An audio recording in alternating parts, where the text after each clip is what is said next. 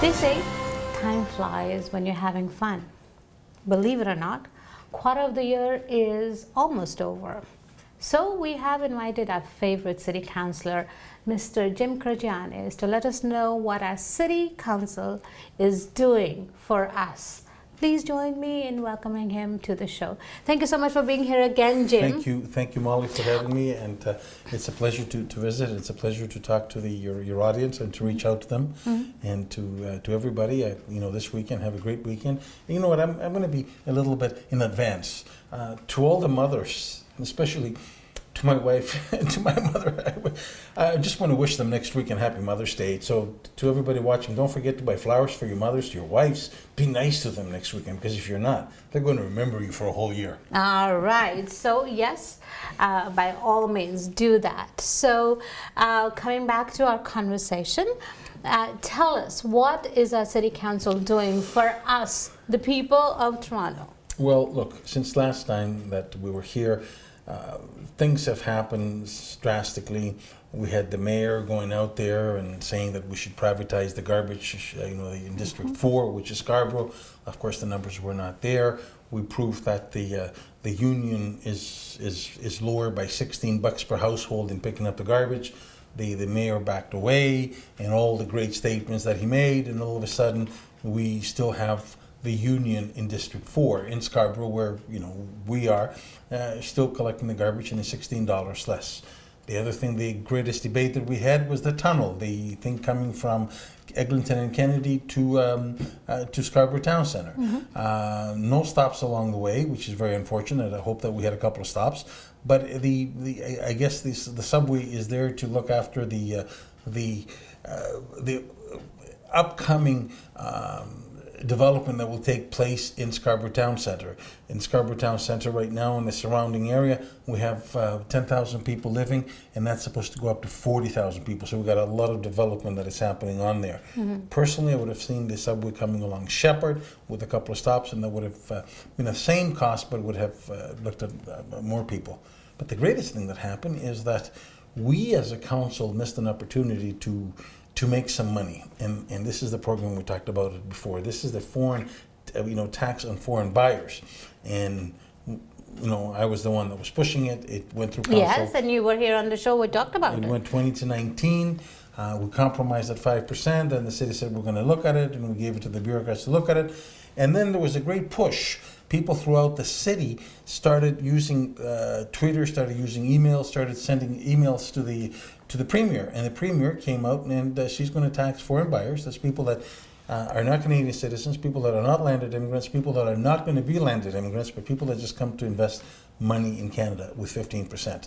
Now, of course, that has cooled the market slightly. We read in the press, but I don't think that we're going to see things change at least 4 weeks from now. So I would say to you, by the end of May, we'll either see if that has worked or it was a flop. I think it has worked. I think there's more people that are putting their houses up for sale.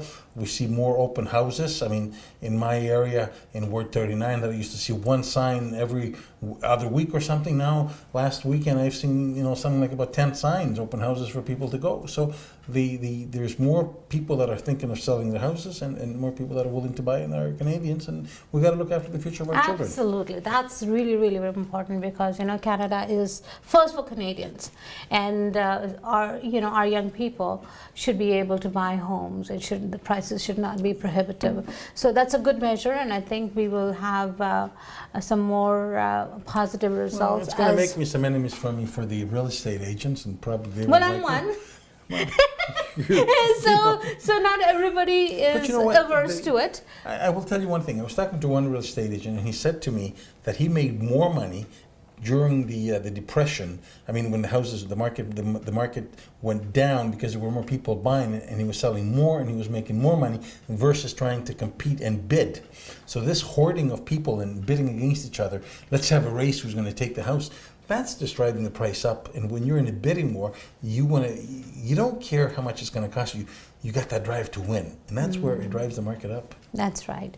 And so that's not good for long-term economic health of the country. So Especially our children. Absolutely. And so we need to look out for everyone. Now, one of the things that we do want to talk about is this crisis that we have in our city, and it appears that nobody really wants to pay attention to it. Homelessness is becoming an increasingly bigger problem. People who don't have food. I mean, there is an organization that has been on our show. They're feeding 800 to 1,000 people a week in Scarborough. You know what? And I never saw that before. People say that if you're a union member, you got a good job and you make money, and therefore you shouldn't be homeless. I am going to speak about a couple that I met. This is 2 weekends ago. I had about 2 hours downtime, and I figured I'm going to go down by Bluffers Park, park my car, just watch the waves come in, and just compress down a bit. And there was a couple beside me, and they were from Jamaica. The young lady was 34. Her partner must have been in his middle 30s, and he was a journeyman in the steelworkers, and he makes around 28 to 30 bucks, and she was working as a secretary. And they were living in a basement, and they were kicked out of that basement. They were paying $750 rent, and I asked them, I said, where do you live now? We are in a shelter home. So you get this couple, which is just 2 people. They're making not bad money, but they're in a shelter, which tells you that although we say people have housing and all that stuff, that's a facade. Mm-hmm. There's a lot of people that are homeless, a lot of people that are living in shelters. And what are we doing? I mean, the Toronto Community Housing Corporation, which is, used to call it Metro Housing, and before that Ontario Housing, but it's which right now it's the city that looks after it. We are not maintaining the units as we had them. We're closing and tearing down units because they're decaying, they're old, and we're not helping people to get into the market. And that is the key, because you see, I keep hearing, even our mayor talked about it a week or so ago, that we need more affordable housing. We don't need more affordable housing. We just need to have policies that will have people, who are working so they can get more jobs, better jobs, keep more money, and buy houses. Because when they buy a house, they pay taxes. That's good for the city. Being a property owner is very important, because it gives you pride of ownership.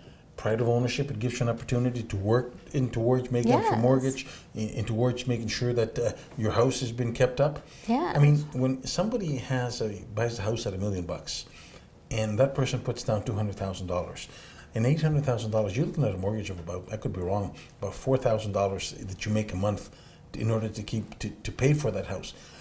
In order to have $4,000 just for the mortgage, you look at the other incidentals, you look at the food, and you look at it, you got to be making at least $8,000 net in the house. To make $8,000 net in the house, your income, the combined income's got to be $150,000, $160,000. There's no jobs out there that a couple can make $150,000, $180,000. There's not, and people. So we need to encourage our all 3 levels of government, not just the municipal, to introduce policies that can create more jobs, more better paying jobs, so people can buy homes. When they buy homes, they will pay taxes. And that's how the city will get the money too. Well, the other thing that we need to make sure is that we encourage the developers to start building. When you hear stories of the developers holding back at 75% of the land, the development that that they want to do, holding it back, that certainly does not inspire, listening to those stories. So, the message has got to be given to the developers. You got to start developing. If you're hoarding the land, maybe what we need to do, we need to look at the developer and say, you got this land, you're hoarding it, this is the income that this land can bring. So we're going to start taxing you. Absolutely. We're going to start taxing you municipally, as well as if you were to develop it now, this is how much money you're going to make. So if you don't develop it, we might even tax you provincially or federally on the amount of money. So that will encourage the developer. If you want to call it, it's like a shock that you get your heart to jumpstart the building. Because if you got the land, let's get on moving. Let's get on building. Another very important group that we can bring in are the homeowners. Give them incentives to rent the basements. Because right now, nobody has an incentive to rent the basement. I'm not saying that they should not be legalized. Legalize it, so everybody is safe. I'm not talking about that. What I'm saying is, let's talk about this in Scarborough. Somebody which has a house, they can have if you want to call it a bachelor or an ensuite, like a parent-in-law's ensuite, and you can have that in the basement, and you can also have 2 boarders. So if you live in Scarborough, which is there's no, you're not allowed to have room in houses, you can have that. But here's what I'm talking about, is we don't give them additional incentive because that rent that they're collecting on it is income. And so they get taxed on it. So if we can give them a little bit of incentive in terms of, all the renovations they do to the house, or because you see, utilities are very, very expensive. So going back about 25 years ago, when I was just first elected in 1988, the Liberal Party was running on the platform that 1/3 of your income you can write it off as rental or owning a house. This is something that we can look at again. Yes. Like we can have programs that help people start a home, have people be able to own a house or to rent a house, or if you're renting a house, you can write some of it off. Yes. Because right and now, then if you're living in a basement, then you have incentive to move out and buy. So what's happening in these affordable houses that the government in is... affordable housing, the other thing, I'm sorry to interrupt, is that we have to encourage developers to have a certain amount of houses affordable. 10% of any new development must have an affordable housing clause in there, and truly affordable housing, that the developer has to make these certain percentage affordable. Right, but at the same time, that arrangement for that family should not be a permanent and to be passed on to your children. Right, you give them, you have 5 years. Okay, if you really need, you can stay here for 10 years. But in these 10 years, let's work with these people. In order to make sure that they are able to buy. They got a hand up versus exactly. a hand out. And I have met many people who live in these projects, if we can call them something like that. And they said... housing communities. Yes, and I didn't mean that in a derogatory way, in any shape or form, but they have said that if some term that sort of sits with us, and I understand where you're coming from. These are communities, they're good people. Yeah, absolutely, wonderful people, and very, very good people can fall upon hard times. Life is like that, and when that happens, we don't want them to fall through the cracks. We want to make an arrangement for them so they can stay, and then help them get back on their feet. It shouldn't be something which is passed on from generation to generation. Unfortunately, in the Toronto Community Housing Corporation communities, there are people that live there from generation to generation to generation. This should not be a means of let's have a house from generation. This should be a starting block to help you bounce off in order to move forward. And I've seen a lot of people do it, but we need to make sure that more people are able to do it. And let's get the real estate community to work with them, and also land transfer tax. I know first-time buyers do get a break.